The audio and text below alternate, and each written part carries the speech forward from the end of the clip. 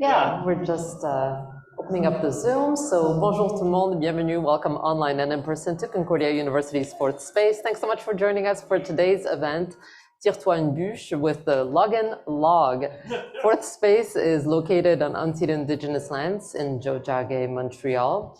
And we collaborate here with our university community and their partners to mobilize and exchange knowledge by co-creating daily activities, such as today's, in a hybrid manner. So we're so pleased to have folks here joining us in person as we stream live to YouTube and have potentially a Zoom audience as well that might join us. Don Undine is currently pursuing a master's degree in design from Concordia University Montreal with a focus on makerspaces, speculative design, and sociability. And I'll be passing it to Don now, along with the crew of folks who have joined us today to dive right into his project. Hi, everyone. Hey, is there anyone on the Zoom? Not just yet. Okay, we don't have to talk to the people on the Zoom then. Okay, that's great. Thanks guys for joining us. So yeah, my name's Don. This is the Login Log. As a way of introduction, the Login Log initially stemmed from the idea for it stemmed from my interest in maker spaces and creative communities and sociability through making things together, right? And so I came to Montreal with this idea of starting with an object and bringing it to different groups and inviting them to do something clever with it, starting with a nonsense object. So initially it was a log, which you can tell that there's still a log underneath all of that, that with a computer inside with its own Wi-Fi network, because I'm a network art nerd, and it has a web server, and you can connect with your phone using these QR codes right here, and you're welcome to try that.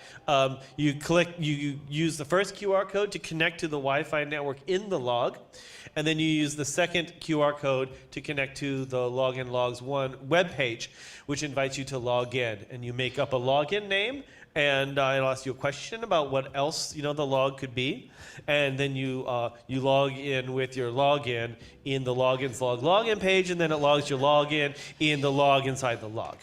And it was just a pun. I thought, well, maybe I can get a degree with this. That sounds fun. And I would just take it to different spaces, and everybody would think that it was so hilarious and awesome that they would be really excited about making additional things with the log. So I contacted all the maker spaces in the Montreal area and all these creative communities and tried to arrange engagements. So that was sort of the initial research motivation.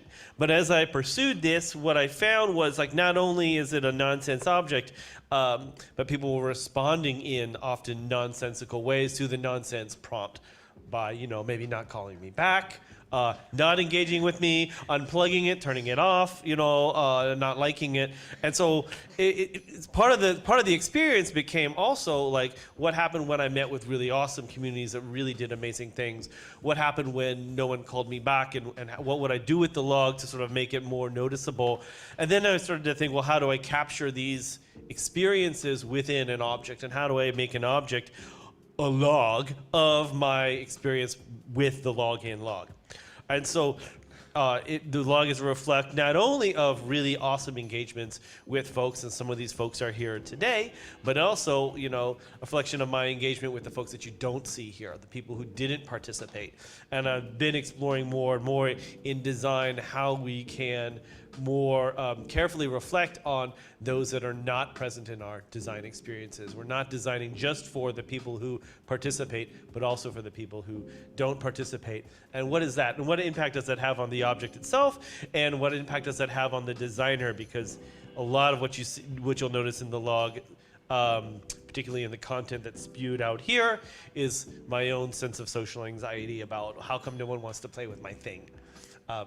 That being said, some really awesome people did play with my thing, and they're here today. And so what I had hoped would happen all along is happening today. Y'all are getting to meet each other. And this is really the experience that I always wanted to have, and I dreamed about it from day one, was having the log at an event here. And I always figured it would be at Fourth Space. and you guys meeting each other and be like, oh, you did that thing. How did you do that? Oh, that's so freaking cool. I love that you did that with that thing over there. That's so neat. What I'm really excited about is just like being able to pass the mic and have y'all share some of the things that you did with the log, and have the other people here to say, oh, that was so neat. I loved it when I saw that. That really inspired me to do this other thing, and so forth. So with that being said, like this mic makes it feel like everybody's like, you know, you're up on stage or something, and I didn't really want it to be like that. I wanted to be more, have more of a conversation. So feel free to interrupt each other, ask questions, high five, get up and move around. You'll notice that there's barcodes all over the login log, and we have a barcode scanner there. If you scan any of the barcodes with the scanner, it prints out. The speakers will tell a little story about the feature, and the printer here. Well, oh no, we wouldn't want it to break. No. then it would be messed up, right? And so it turns on these little wheels that our steampunk friends made. It's too big for. It is too big for its platform, isn't it? We call that in software development. We call that scope creep. So I thought maybe. Well, first off, I guess I thought I'd just pass the mic and let y'all introduce yourselves. And talk about what you did with the log and anything else like you noticed about it, or how awesome you think it is, or how cool you think I am for having done it. Anything you want to throw my way that I can use in my thesis writing later would be just fantastic. None at all. This is mostly, this is a thoroughly astroturfed operation here. I fully admit it. Do you want to go first, Leo? Sure. So I'm Leo, and I put suspenders on the log on one session. And then I put a video game console on a second session. It's just like a Raspberry Pi with a little screen attached to it and a controller, and it's got 3 games in it. And I made one of those games. And yeah, I don't know. I think you're awesome, Don. I think this is a great project. and yeah, I genuinely did have a lot of fun in both of those sessions. I think on the first one, I really just came in with no idea of what I was gonna do. It was at soccer here in Concordia, and I just kind of got inspired by other people who were doing things with the sewing supplies there and the fabrics and stuff. Jody, another person from the Tag Lab, made a little t-shirt with a t-shirt on it and a log. And that was just super cool. So, so I used like my limited knowledge of how to saw things together to make the suspenders, and it was really cool. It was really fun, and I messed up a lot. I had to redo it like a lot. How did you mess up? Well, I kept like sewing the same. So the things are attached with little like little pins.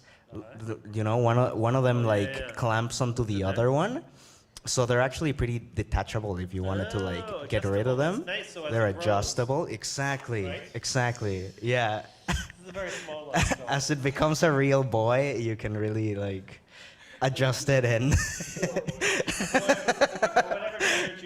Or girl, yes, exactly. And but I kept like sewing the same bit on either side, so it wouldn't be able to clasp. I don't know. I had trouble identifying them, I guess. Can you talk about what sucker is? Sucker is what does it stand for? Sucker, Concordia. University Center for Creative Reuse. CUCCR. Creative reuse, yes. So they gather stuff from like all over Concordia in like these huge bins, and they put it at their other place, and they like people can go there and grab whatever they want for their projects, right? Yeah. Is that basically? They charge $0? Is that it? $0. That's it.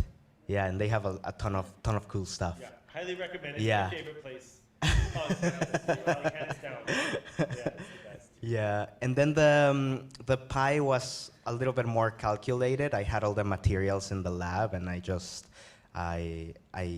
heard that you had another like intervention session at some point, and that one was just pretty easy for me to just grab all the separate pieces, bring it here, drill a bunch of holes into the log, and attach it, right? So, yeah. Yeah, very high tech, very secured in there. We can bring chisels if we want. We can carve out more holes. Okay, perfect.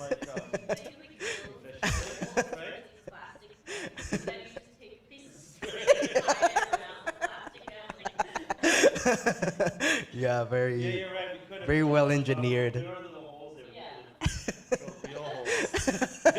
No, no, no, no. Yeah, these ones are really well fastened. I really love them. What does this one measure, by the way? Do you want to pass the mic? Yeah, here you go. Yeah, I said you want to introduce yourself? Yes, I'm Alexandre, and when I dress like that, I usually go by Baron Celsius von Fahrenheit because it just seems more appropriate. But yeah, I'm a member of Steampunk Montreal, and for people who don't know what steampunk is, because I hear there's a lot of people who don't know, steampunk is basically an artistic current that's inspired by Victorian science fiction.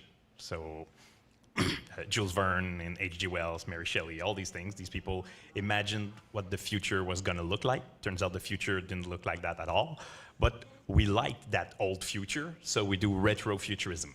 So we go kind of back in time, and like what we're wearing now, it's not historical clothing at all. It evokes the Victorian times, but it's how it might have evolved. So yeah, and a lot of the like this is the steam side, and the punk side is the homemade side of things.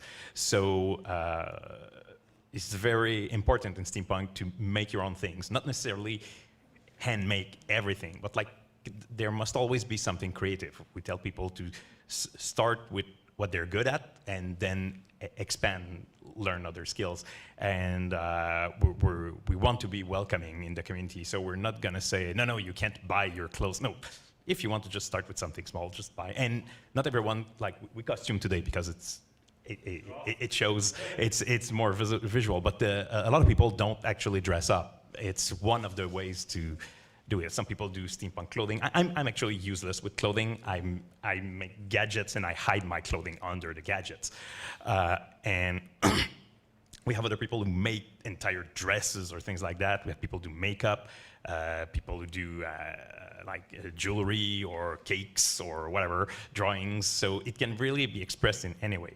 So when it's actually a really fun thing how we got into contact, because Don posted that the idea for the project for the login log that he needed like make your people in Montreal to make something weird, and somebody that was your friend on Facebook that used to be here that's now lives in the state is actually went to school with my brother-in-law, and we met like twice, but he's my friend on Facebook, and he sees all the weird stuff I make, so he just told him, I think you're looking for Alex.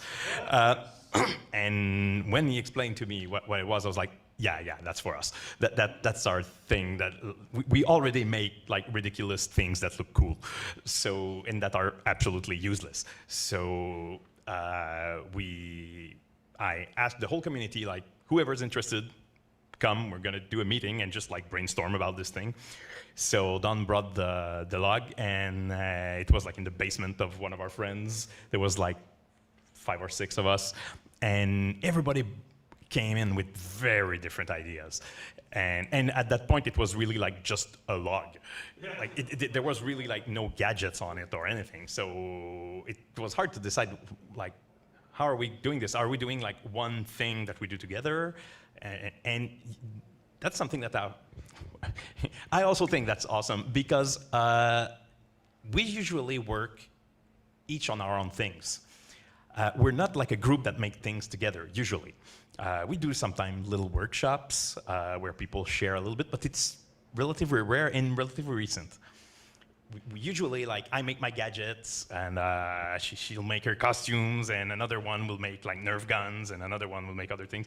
And at some point, there's an event where we can do an outing, so we go out together, and we have our stuff, and we share it, but we made it each by our own, on our own. And at that point, it was like, we're doing a project together. How are we going about this? Are we making one thing where everybody works on it, or we're deciding together what one person's gonna make, or we're each making our own things to put on?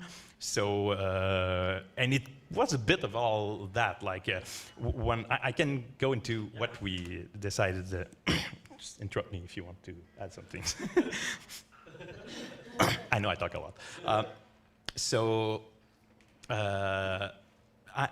There's a clockwork mechanism here that was kind of my idea. That it's actually the mechanism from the inside of an old clock, an old broken clock, because I don't take apart working clocks. And you can actually have the mechanism turn around, and one piece is missing, so it can't be used as an actual clock because it's turning too fast because of the missing piece. So, and there's also the mechanism for the ringer in there, but it rings nothing right now. So I wasn't sure because I didn't know what's gonna do. It's just like there. But what we realized, since we were the first ones, we realized that this could be triggered by something else, and it could trigger something else. So we basically decided this is going to be an incomplete feature. We're going to put it there. If you pull on this, it turns, and it hammers here. So if somebody wants to put something that's going to hammer or something that's going to trigger it, they can. So we wanted to push the idea of like this being like a iterative creation, that even the feature, we're creating a part of a mechanism that we don't yet know what it's going to be used for. I don't think anyone used that one, but on the other side, that was fun because that was very much something we did as a collaborative.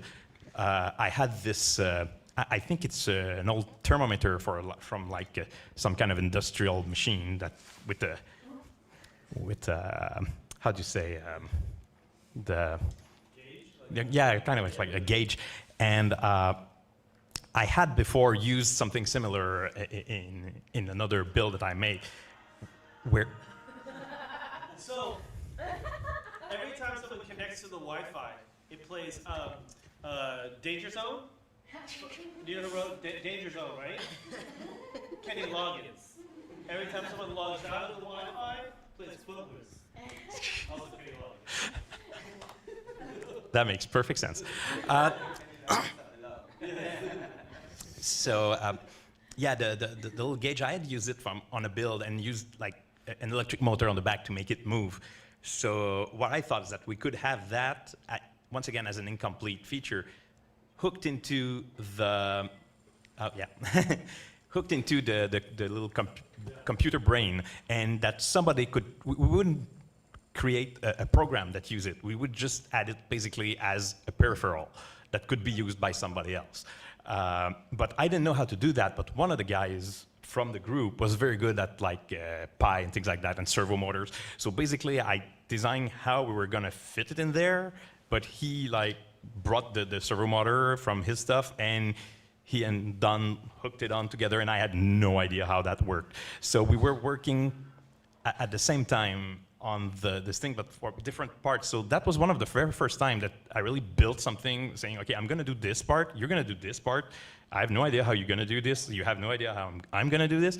So that was kind of a new experience in steampunk.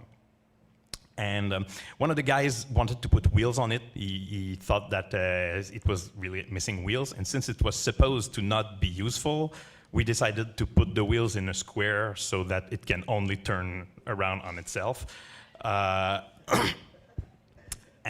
So that's pretty straightforward, but it was a lot of fun. And Anne here had the idea of asking another friend, because there was like this cardboard thing with the QR codes.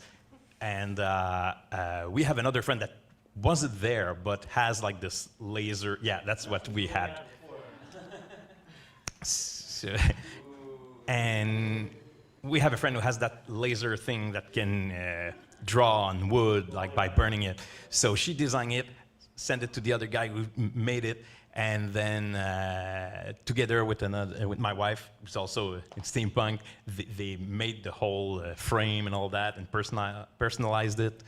And so that was a lot of fun doing like this project all together in one place, working on different parts, and somebody was like screwing on the wheels under while I was drilling in the side to put the gauge in. They were on the desk next to me trying to have it work and not overpower the battery, and upstairs they were painting this and gluing gears on it, and we were trying to find how we were gonna stick it on. So it was a lot of fun. And because we had like, I think it was what, a month about between the brainstorm and when we did it, we had time to prepare our things. Like the laser thing was already made. There's also there's a part that Anne did. Also, I'll let her explain it. And so we had, like I was saying earlier, I made. For the mechanism, which is really the part that I did by myself. I had to cut parts and all that, so all that was prepared, but I had screwed it into a plank beforehand. And so I knew exactly where the holes were gonna go because drilling on that, and it's a weird shape, like you can't just, so once I had managed to do that, I could just use the plank when we got on the day, and I just put it on there and drilled the holes at the same place. So it took me like a couple of evenings, like figuring out how I would have to fix it, but it was all prepared for the day we were fixing it. So it went very fast for this part. So it was fun. It was very different from what we usually do, where we're usually just... Disruptive log. Yeah. Disruptive technologies. But yeah, usually, like I said, we There's also QR codes pointing out into the street so people can log into the street as well. That's so cool. But yeah, so it was very, for us, what was very original in this project was that the way we worked. Because usually we have an idea, work on it on our time, as slowly. That time, not only we were all together, it was like, okay, today we're doing this, like everyone. We had to have this working that day, otherwise we had to get everybody back together. We're not all the same town. So that was very different, but it was fun because it made me realize we can decide to be like 5 or 6 and we build something together. And we've never done that other than for the logging log. So it's like, oh, there's another potential there because we could get him who can do that and her who can do that and him who can do that and build something with all these abilities. And that's not something we did before. So it's a very popular log. Yeah.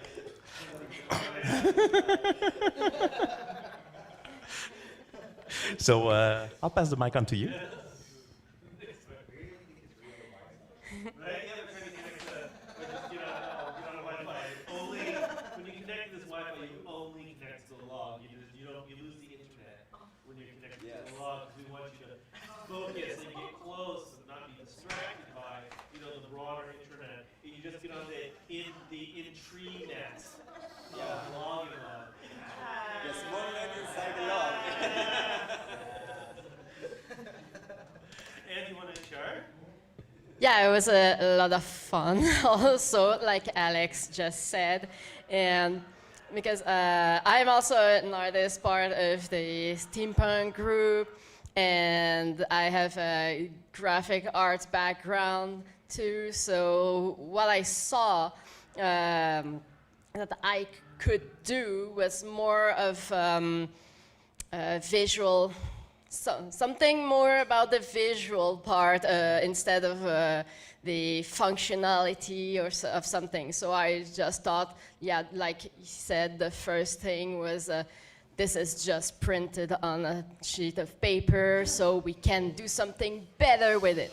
So that was the QR code. Making it look cute with our steampunk look.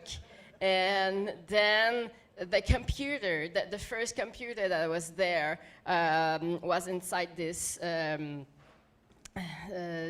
this part of the log inside, but so it was not looking really cute. So I thought maybe I could put something that looks more natural to mix like the technology with the natural material of wood. So I thought of recycled fur, make something that would look like an animal of some, or more natural, but that is also the technology inside of it. So that was just like You actually called it the tribble. It's now the official name. It's official name. It's printed on it.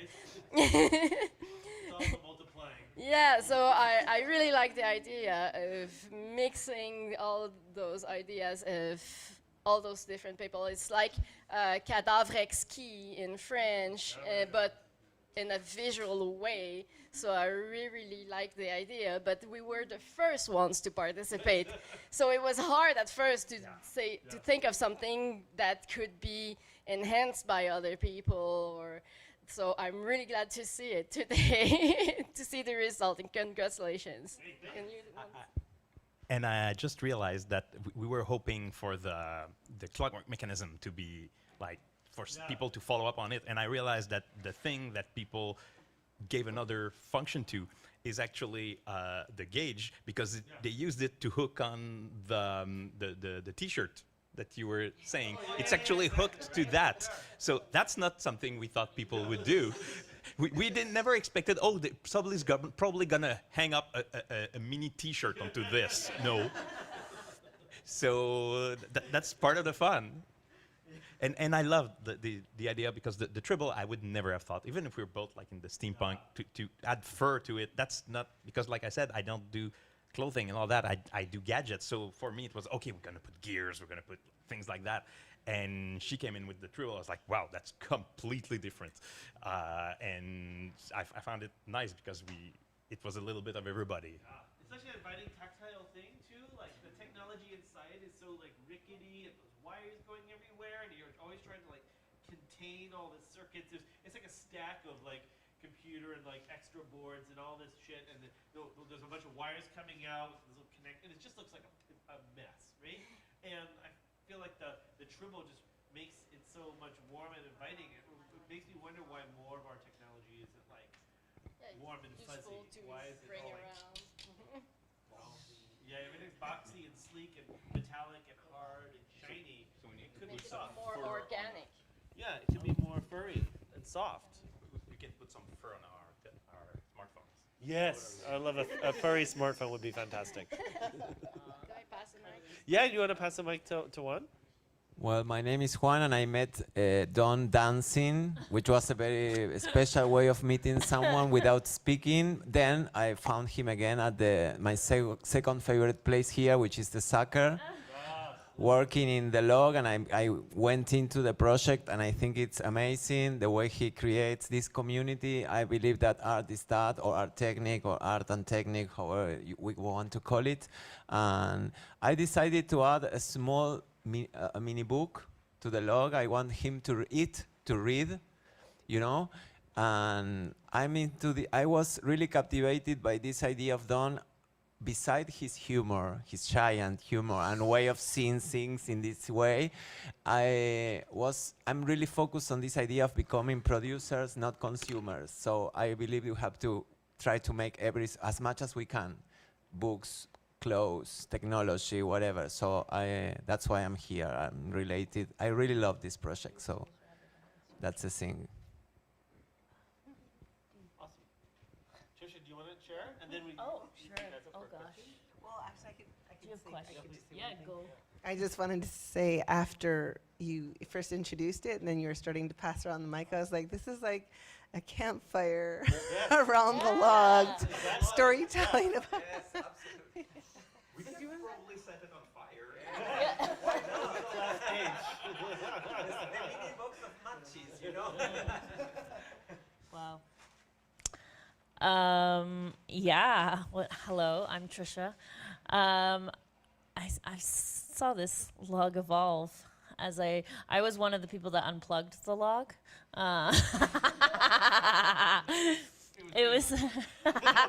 So the log lived in the studio well, both of us worked in the studio, but I just spent way too much time in that studio. And it would often say jokes and say things that I didn't understand because of its mechanical voice. And when I was in my grumpy thesis writing phases, I would just unplug it and just like, shut up, log. So, which I mean is exactly what you want. So,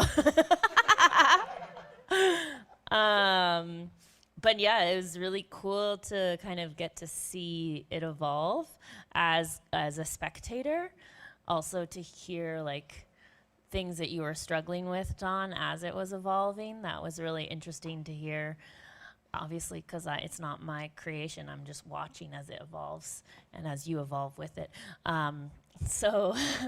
So yeah, like aesthetically, it's like super. Yeah. I was doing it earlier, back and forth, just because I thought it was like fun and annoying.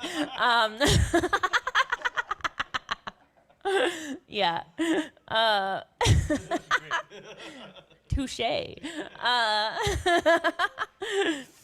But yeah, what did I add? I added the lick it sign on, and we also had, so I create paper, which you know about. And so we had this idea for me to create paper using the shavings from in some ways to what you guys were talking about, like collaborating and sharing your skills, and how can you kind of like find these meeting grounds. Hasn't happened yet, but it's still there. It's still the idea. And that's it. I like tried to like draw on the log with some chalk and a Q-tip.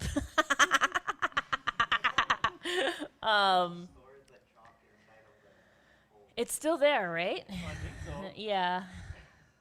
So if someone needs to write a message on the log, there's chalk there. But I didn't do a whole lot of additions to it. Mostly I just like observed its evolution. I was in the workshop where you created the embroidered patch. Oh yeah. That was quite cool. The embroidered patch. I made the design. Oh, sorry, Glam Pinecone. I made the design by going to went to Dolly, and I just typed in a line drawing of a happy log with Wi-Fi, and so that's why he's got a little smile and the Wi-Fi logo above. Totally, yeah. It's appropriate. Generated by the machine consciousness that will soon control us all. So this is my way of making nice with our robot overlords before they come down from Skynet. Yes, exactly. Did you guys have any does anybody have any questions for anybody else? I have one. Yeah. There's a big red button here. Yeah. Is Yeah. it the self-destruct? Oh yeah. Actually, that is the self-destruct button in a sense. When the log is misbehaving, because oftentimes the Wi-Fi just stops working. I don't know why. It's just like it goes away, and the only way to get it to work is to reset it. And if you've ever played with Raspberry Pis, these little tiny computers, they don't have buttons or things like that to actually, like, you have to unplug them and replug them in. Then you have this little power supply. There's a little tiny button. You got to get in there and take it all out. So that was a drag. So I made this big arcade button that goes on the side that you can press to turn the Raspberry Pi off or to restart it. So a double tap restarts. Yeah, I remember you fiddling with it to restart it a lot. When Yeah, you were right? with Marc-André trying to make the servo motor work. So yeah, that must. Our problem it's a shame was- we didn't have that right? before we worked on it. our problem was that the servo motor would draw too much power and make the log stop, like break all of its connections, so you couldn't get into it anymore. And so we were constantly restarting it, which is why I had to add extra power supplies and things like this later. But yeah, so the big red button, anybody can turn this thing off anytime. So the log is both technologically and socially insecure, right? Like it's very easy to access and shut it down and hack on, at the same time as being just, kind of nervous about meeting people. I love the printer and the scanner that each feature can actually tell. The log can tell the story of each of its feature. That's so cool. because it becomes a part of its own story. Exactly, exactly. And one of the things that I noticed in that process is like, okay, so there's all these barcodes all over it now, which on the one hand, it reveals stories about the log, but at the same time obscures the log, right? Because it's covered in these things and becomes an aesthetic of its own. Yep. And so that gets me thinking about how oftentimes our documentation methods change the experience, right? Just the fact right now that we're like passing these mics around it changes, which we're doing for documentation purposes, changes the experience of sitting around and having a conversation, right? Like all of a sudden I'm talking in my presenter voice instead of in my like chitty chatty voice, which is a different kind of thing. And so it makes us, it changes the vibe, right? Yeah. And I think as a designer, I'm often thinking, and as a research in the research creation process, I'm always thinking about like how are my methods fucking up what I'm learning, right? Like how are they obscuring? This is why we didn't do interviews with you guys when we met. I didn't record the visits because it changes how people behave. And so a lot of my work was trying to figure out how do I balance these things out, which is why we're kind of doing this now, so that I can get some cool quotes from people, right? I actually noticed something you did, though, in the first meeting we did that did make me see things differently. He had this post-it stack, and every time somebody said something, an idea, he'd write it and just put it on the table. And at one point, like, it was covering the table because people are like, oh, you could do things that in a normal conversation we would have said, and somebody would have said something else, and we would have just forgotten. Yeah. And at one point we were looking at, oh yeah, you said that 1 hour ago, and like we talked about it for like 12 seconds. And but the fact that you were like there documenting everything while we were talking, just very quickly, after we realized, wow, we did bring up a lot of ideas. A lot of them didn't make sense, but maybe some of the things we put on there would not have been there if we hadn't realized, hey, yeah, you said that, and now it makes me think of a way we could implement that. So I found that really cool too. And usually we don't do that because if we're brainstorming ideas, usually we do it separately, but even when we brainstorm ideas, everybody's brainstorming, so nobody's like taking notes. Yeah. So yeah, it can mess up the flow, right? Your flow can be interrupted by disruptions like somebody singing at random intervals. That's a trick in facilitation work, is like how do you maintain sort of that organic, natural flow of ideas and conversation, while at the same time doing something to help you capture and preserve that stuff for the future. I think there's a balance. Yes, on. is it working? Yeah. Because I inadvertently flick a switch on it. Yeah. So.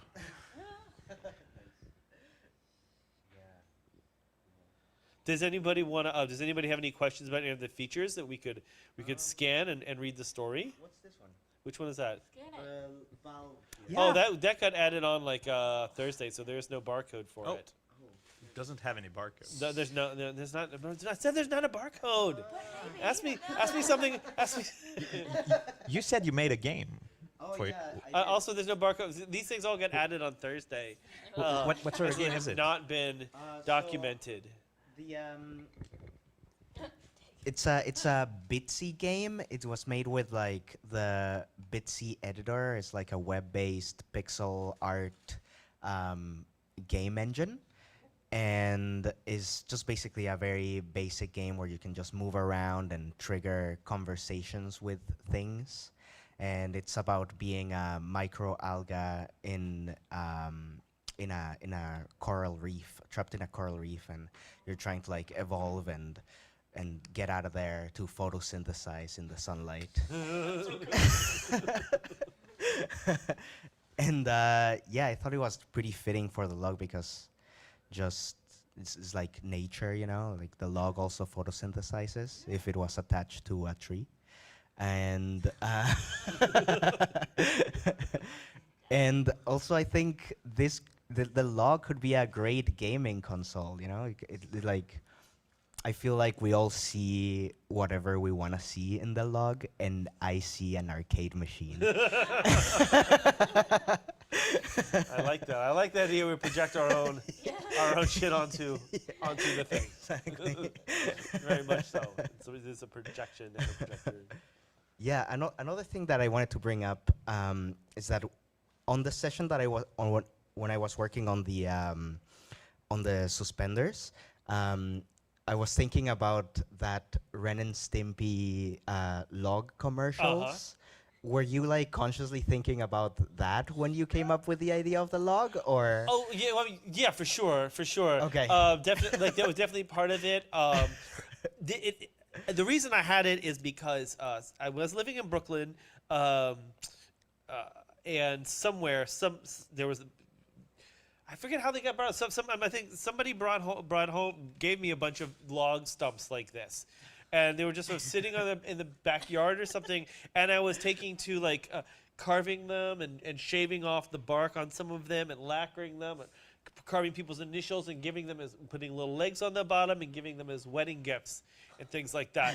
Which is like, it's a double-edged sword, because you have this thing that represents a relationship. Also, it weighs like 40 pounds and you have to carry it around for the rest of your life, because if you get rid of it, what does it say about your marriage?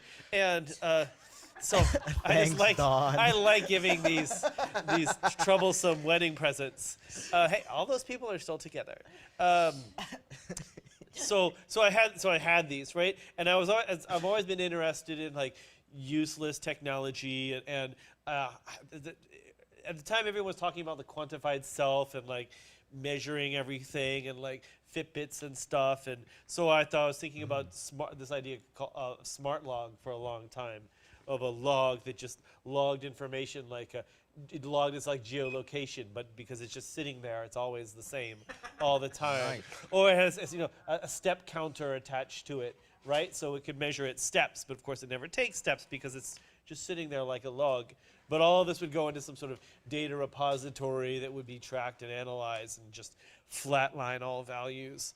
So that was kind of like the thinking originally, and why I had been hanging on to it as a site for a particular kind of technology engagement with mobile-related tech, right? Like the internet's all about being able to go anywhere and do anything from anywhere.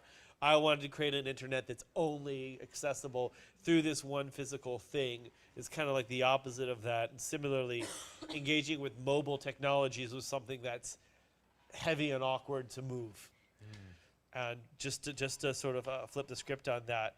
And I always felt like the steampunk folks really understood from the first time we met, like, oh, these people understand speculative design.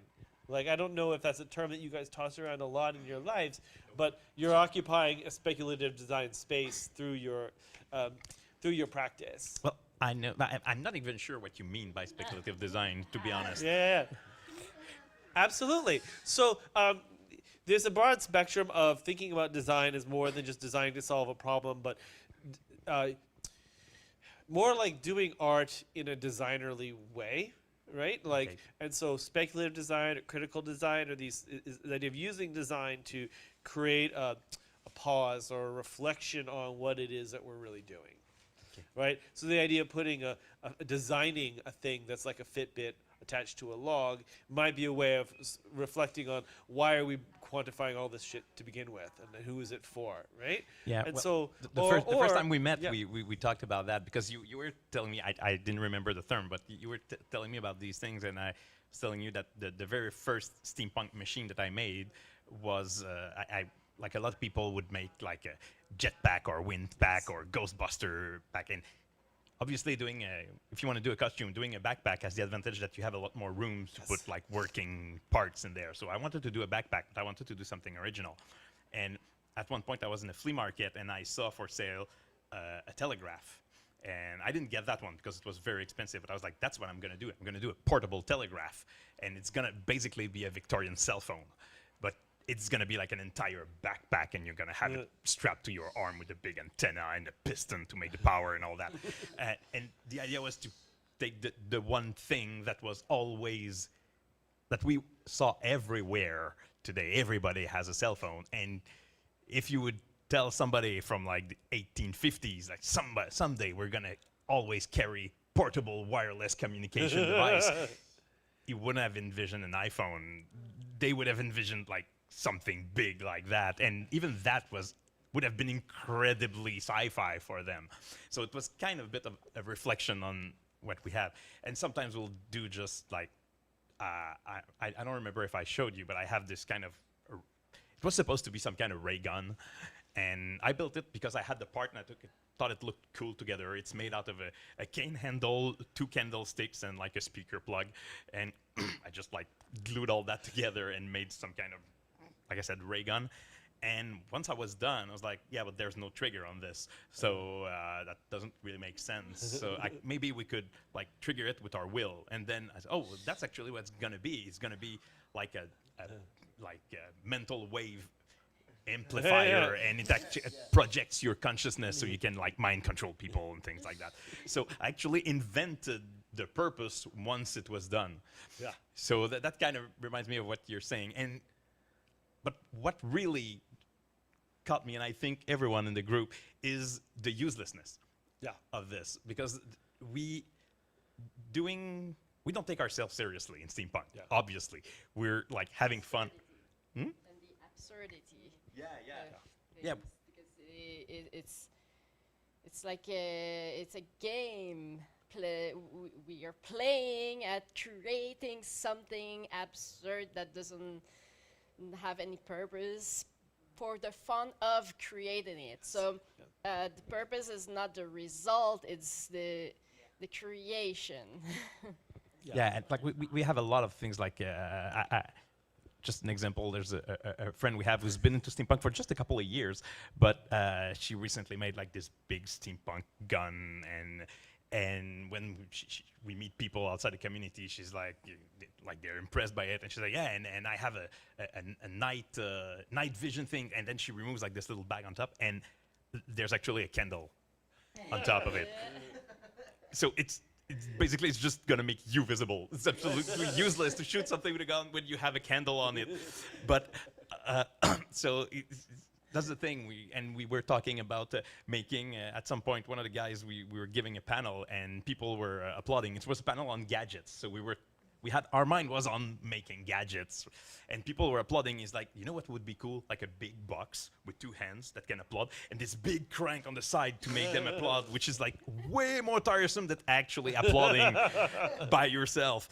So like, or we thought about making like this big backpack that had like these fans to cool you down, but it's like steam powered. So you have this boiler on your back that makes a lot more heat than the little fan can compensate for. So it's completely useless. But that's a fantastic reflection on like the kinds of technological entanglements we develop for ourselves now. Like we can all work online from anywhere. Oh, that's going to look. All the dreams of technology has always been about freeing man from labor, and all it's ever done is given us more shit to do, right? And so we keep inventing. We have laptops. We can work anywhere now. So now we work all the time, right? You know, we've got vacuum cleaners. So now the housewife can work on some other shit as well. It's always like this other things, you know, to perpetuate our, you know, our or we move imprisonment. Things around. Like we have refrigeration and air conditioning now, but like these technologies create a lot of heat. Yeah, like for the whole world. Somewhere. So now we need more air conditioning.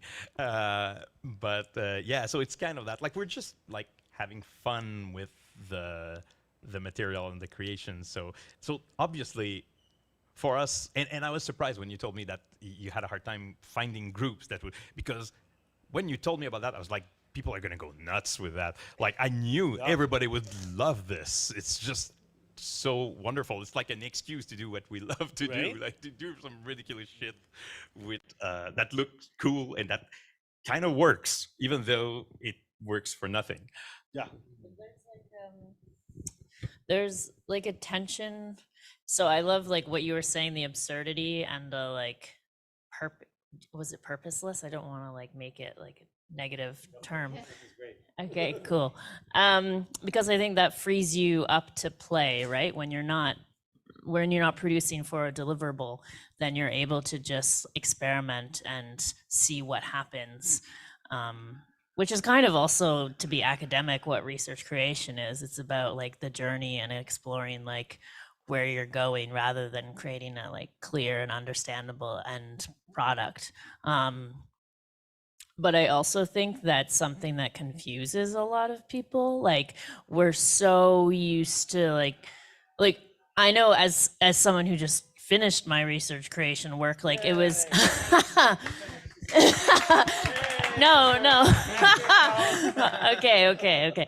Thank you. But like at many points, it's super confusing to kind of be like, where am I going? And I know you've also verbalized that about this project. You're like, where is this going? What's going on? And which is a confusion that I think it's important to stay within. But as the artist or designer, that's one thing, but then trying to engage people into that confusion and like encourage people to play in that confusion, I think is really, which I mean, I know you had a hard time with that, but I think that's like when you were saying like, why is there not a lot of people? I think it's a hard thing to sell for, like steampunk folks are like the cool kids who get it, but like, but like, I think it's really challenging because we're so used to like producing for an end product, which is linked probably to the fact that we all work all the time. And so to be told, okay, like just play and have fun and be in the moment, you're like, what? No, How do I play right? I need to be busy though.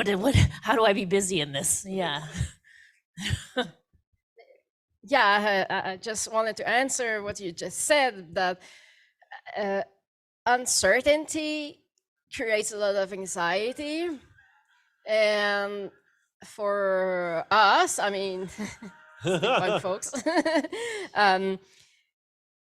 we tried to, it's like therapeutic art in a sense, because we have to accept the uncertainty to have fun, to be able to do it the right way. So the right way being not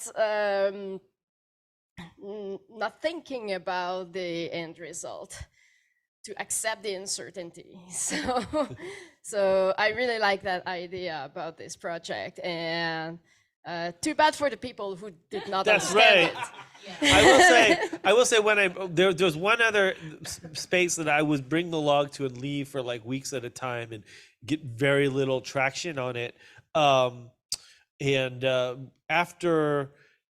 we got the steampunk features added and did some integration with it, we could bring it back, and people were a lot more excited. They're a lot more engaged with it when they saw these other features on it. Not to the point where they were doing things, but they at least had ideas. And like the login, playing Danger Zone and Footloose came from a conversation I had there. So people were starting to like get into it, but it's interesting. Like I spent a lot of time thinking about like social dynamics in spaces, and like when you go to this space on their open nights, everyone is really just there to sort of like chill and sort of chat with their friends about stuff. And so they're and you get a sense of, okay, well, these people are engaging with these folks, but not with these folks, and this person's a little bit toxic and blah blah blah. And so you start to it's very localized and contingent, right? It's very difficult to say, I have this idea and I'm going to take it to this space and something will happen because it's a great idea. It's so contingent on like specific individuals and timing, and like that space at that time under these circumstances leads to this kind of result. Under different circumstances, it's something else. I think Alexandre, you do a fantastic job of like rallying people and sort of keeping folks motivated and active. I should also mention like my summer reading list. Last summer, one of my articles that I was reading about like creative communities and speculative design had a whole interview with Baron Celsius von Fahrenheit, and I meet him and we're talking. I'm like, oh shit, that's you! Like you're canon, man. You're literally like you're in the literature. Yeah, that was a new experience for me to talk to someone about things out there. Like, oh yeah, I read about you like in a thesis. Like, okay, yeah, that's weird. But yeah, I love what you were saying about the process and people like looking for a product to make. Usually, like you have a problem or you have an objective and you want to build something to solve that. Yeah. And we do it. Well, sometimes we do. Sometimes it's like I want to create like this object or this character, and he needs this object, so I need to find a way to build it so it makes. But sometimes we'll just go backward. Like usually you'll have a problem and say, okay, what can I use to make something that would solve the problem? And sometimes just like, I found this cool thing in a flea market. What can I make with it? Yeah. Like, I don't know. I don't have an objective and I'm looking for a solution. I have a solution and I need to find an objective for it. It's like my rating or my the CIA, the Cosmic Invasion Averter, which is like a thing that makes lightning. It's just like a cool piece that I made that it makes like little lightnings and all that. And I wanted to have a story to tell people so it's it prevents like astral invaders from coming. And when I explain that to people, like in festivals and things like that, and they're looking at me like, what? And I say, and you can see that if you look around and people look, and I say, you'll notice that there's not a single cosmic invader. It works really well. So it's completely useless. And when I do that, people get it. Yeah. Because they have an example. They okay, it's completely useless, but I had fun discovering how useless it is, and it's fun, but it's hard to explain. So I understand that once we had a hard time deciding where we start with the log, and we're used to doing that kind of things. And I think we managed, but it took a while. In the first meeting, we were like, well, yeah, what are we gonna do? Is like, obviously, like sticking some turning gears on it is like kind of basic steampunk things. Like put some gears on it. Like, and then like ideas that were very different, like the treble and like the wheels that turn around. And so, and I'm not surprised that you say that it helped people, because now they were seeing an example of what they were to do. And it's like, oh, what I would do for that is this. And then the ideas start coming. But yeah, a lot of people, like I've had people when we show like the steampunk stuff we do, and people are like, yeah, but why do you do that? Like, what's the point? The point is it's fun. Like, what's the point of like sitting home alone watching TV and eating nachos? Like, but, are you using your time any better? But that's the difference between like making a project and making art. Because when you make art, you make it because you want to make it, not because you need it. Yeah. It's the point that you make it, and if you can find a use for it, it's even more. But it's even better. But it's kind of optional, and it can be an afterthought. Yeah. And contrary, as you're saying, to like when you make a product, like I want to sell it because people will need it and things like that. It's not at all the same mindset. And yeah, people are losing that a lot because we're always in the. This kind of project is like, in a way, hacks the logical way of thinking. I'm from Argentina, and there is a beautiful tango that says you can only lose time. You can't gain time. You know, the idea of make the time productive, and this is thing related to make projects which are also like a frame of work, like a mindset. You know, it's like when you do this kind of thing, I think you invert that logic. You know, and it's really important because, in a way, I don't mind the rational thinking. I agree with the rational thinking, but the matter I find it's like it's the hegemonic system. Yeah. You know, this is an alternative to that possibility. I agree. People can be rational or whatever they want to be, but the thing is that that's not the only way of facing time, life, art, or whatever. So I find this really interesting. Even if I recognize we are in a formal place, speaking in a formal way, in a circle, but even though it's like a fire, like we recover something. And this idea, when I first hear about the project, what's log into a log?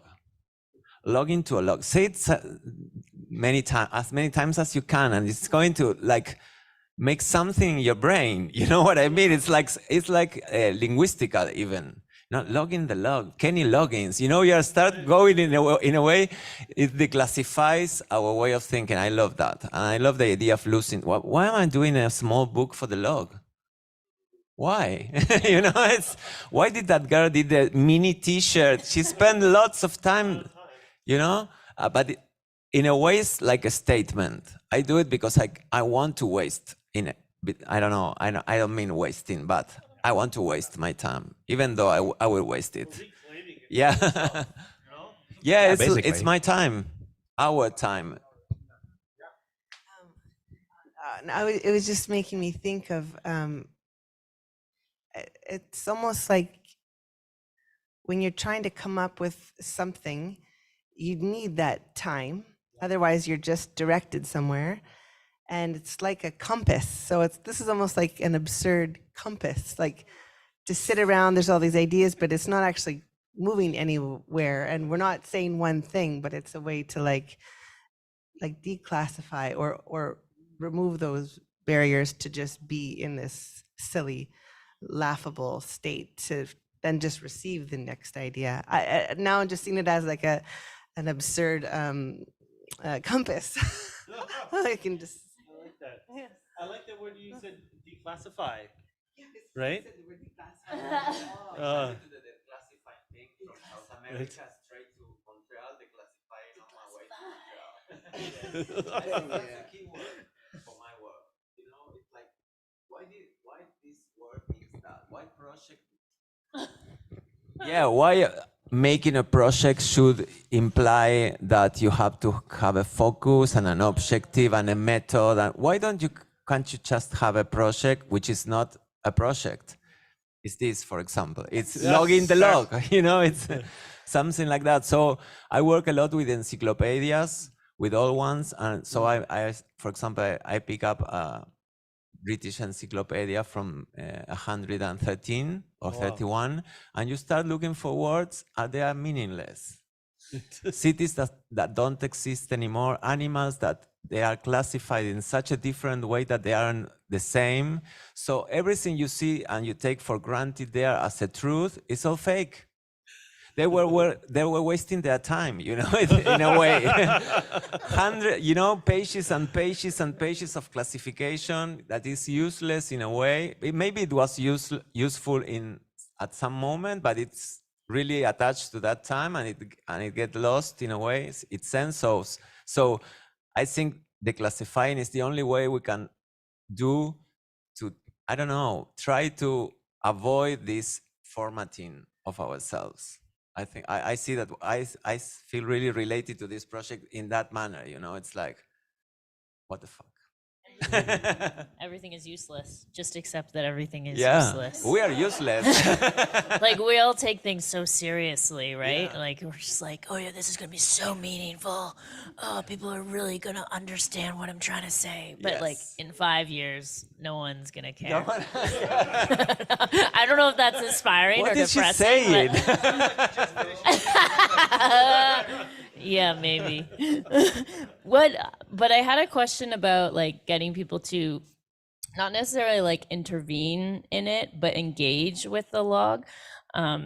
As someone who's created like electronic paper, which I wanted people to like touch and like trigger sensors and stuff, and they didn't because it's someone else's work and we're scared to interact with someone else's work because what if we break it or what, even if you're supposed to break it, right? Or even if you're supposed to make holes in it.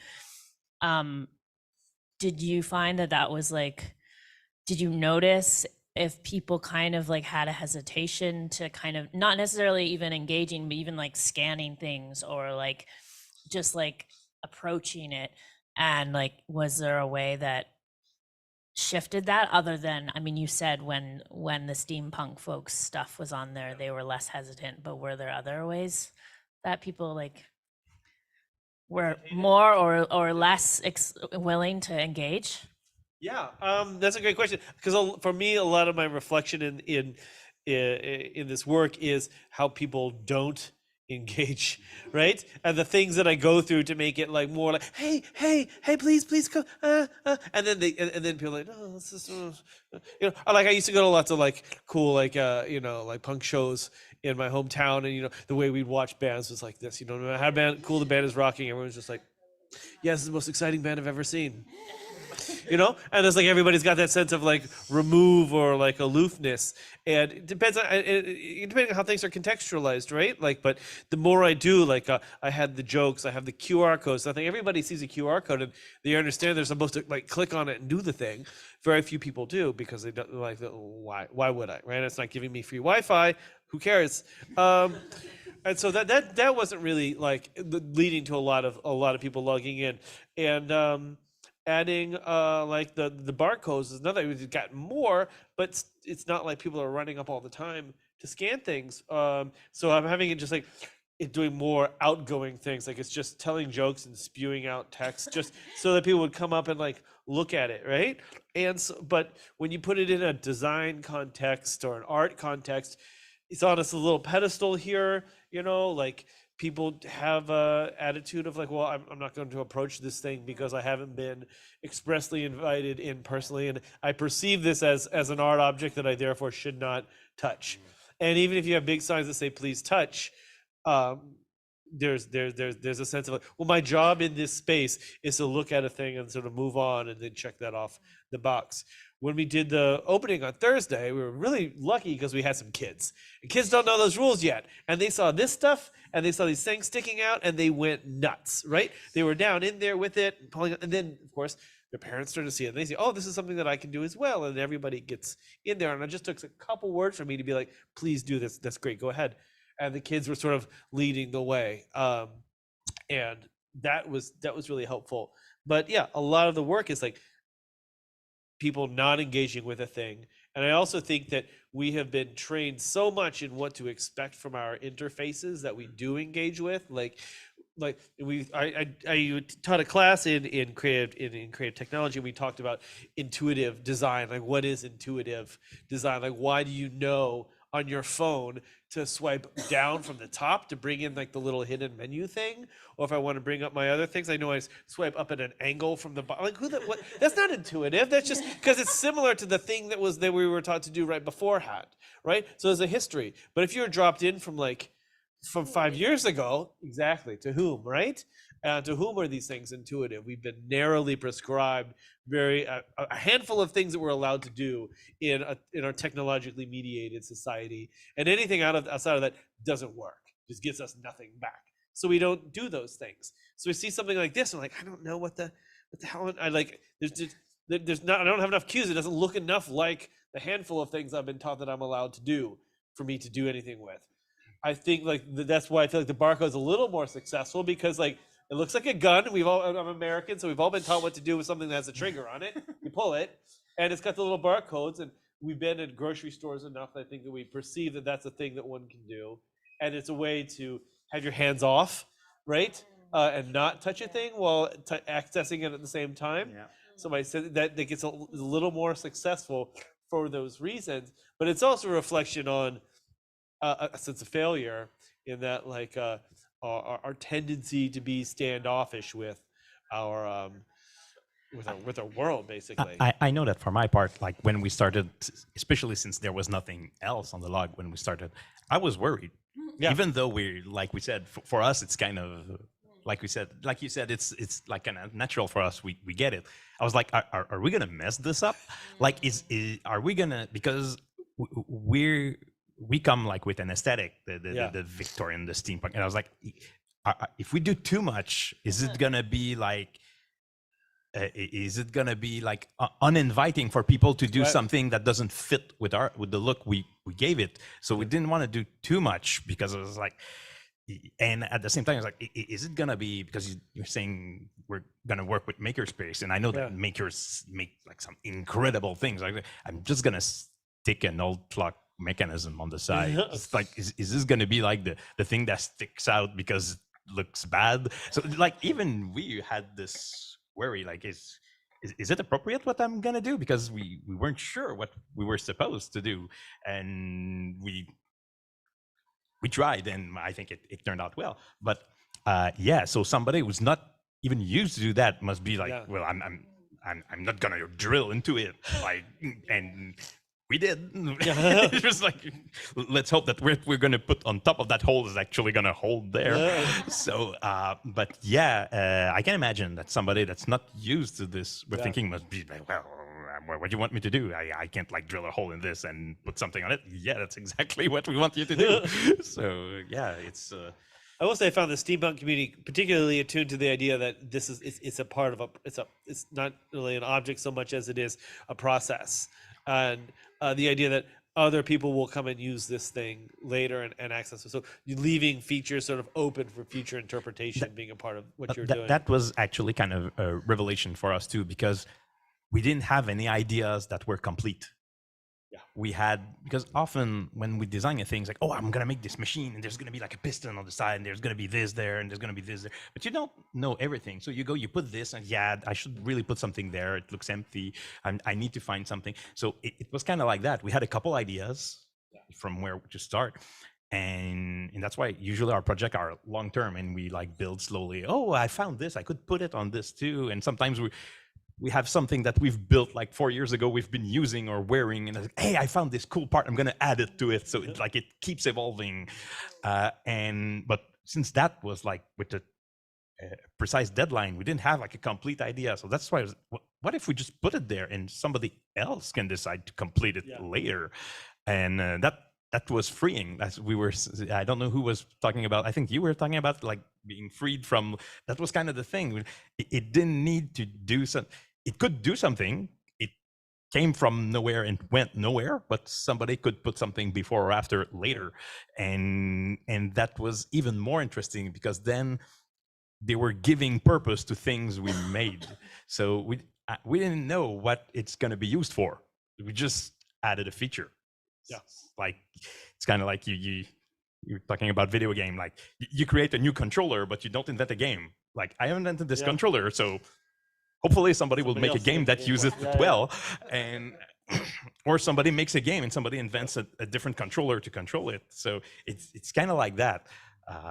So that was even more interesting for us, I think. Yeah. So we're getting close to time. Does anybody else have any questions or? I just have like a quick comment about what you just said about people being kind of scared of touching it and doing something with it. It reflects in a way the mal du siècle in our society, which is anxiety. Like people are kind of paralyzed by anxiety because they were kind of scared. Because they didn't know. People are just like scared of everything they don't know. There's kind of change. So there's a kind of philosophical reflection to do maybe about what happened, about the failure side of the project, which is also interesting, as interesting as the successful part. I mean, it's like two ways to see the same project and to analyze what it is and what it bring to us. Yeah, I love the idea of making the failure like as interesting as a success. And this has been something I was arguing with a Hungarian friend who's a linguist and was irritated at my use of the word failure and uselessness in this way because she saw them as like these inherently negative words. Something, well, I don't think it has to be this way, and I think we can rehabilitate this word failure, and not in that like sort of startup-y kind of sense of fail forward, because you're always failing on somebody when you in that world. But the idea that when something doesn't go right, just like how interesting that can be and how joyful it can be that the world is overspilling our intentions, and that's a fantastic there's opportunity to see that there are things out. Failure is a fantastic exploration of like how things can happen beyond our expectations. I often say to people who do steampunk, when something breaks, it's not a problem, it's an opportunity. Yes. Because now you can rebuild it differently. It's going to be more interesting. Right. I suddenly imagine the idea of in 100 years, someone finds this and they say, they used to use a lock to connect to the internet. They used to put small shirts to invoke the the goddess, for example, and they used to play games with this. It was a multi-object with, with solve anything. All this. I love this idea. Squirrels. I can really fuck with some archaeologists. I can't wait. Awesome. So that's about time. But if anybody wants to hang out, like scan more things in the log. The reason I wanted you to scan the lost little flower was because so this flower was on the log before. This little metal flower was here, and I kept trying to glue it, and it kept falling off. And after it fell off like twice, I'm like, okay, that's interesting. That's more interesting than it is stuff like how glue doesn't work. And it refuses, the little flower refuses to participate in the slide, right? It's just like, I'm gonna do my own thing, right? So I'm like, this little steampunk flower fell off of the QR code sign and refuses to reglue itself. So now it just follows along and log around, presenting itself wherever it can. Matters of inventive concern making is socially active objects, technology, and we can do it. So every one of my little texts has like my themes. And there's this idea of like matters of concern or like inventive problem making, or some terms we use in speculative design to talk about like just asking better questions rather than like coming up with answers. And so every one of these things as you scan it has these themes that I'm sort of like we both do this thing. But I don't think, did anybody come onto our Zoom? Does anybody know? No one came onto our Zoom, right? Oh, good. You can't scan anything on the Zoom. I don't really see these things anyway. Scan it. Thank you for joining us in Zoom land. Yeah.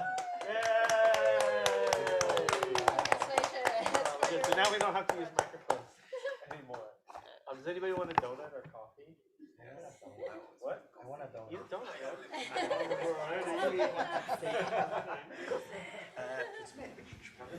Okay, thanks for joining us in person and on Zoom for this event this afternoon. It's been wonderful. Thanks so much for coming in, guys. We're closing up the Zoom now. I hope everybody has a wonderful afternoon.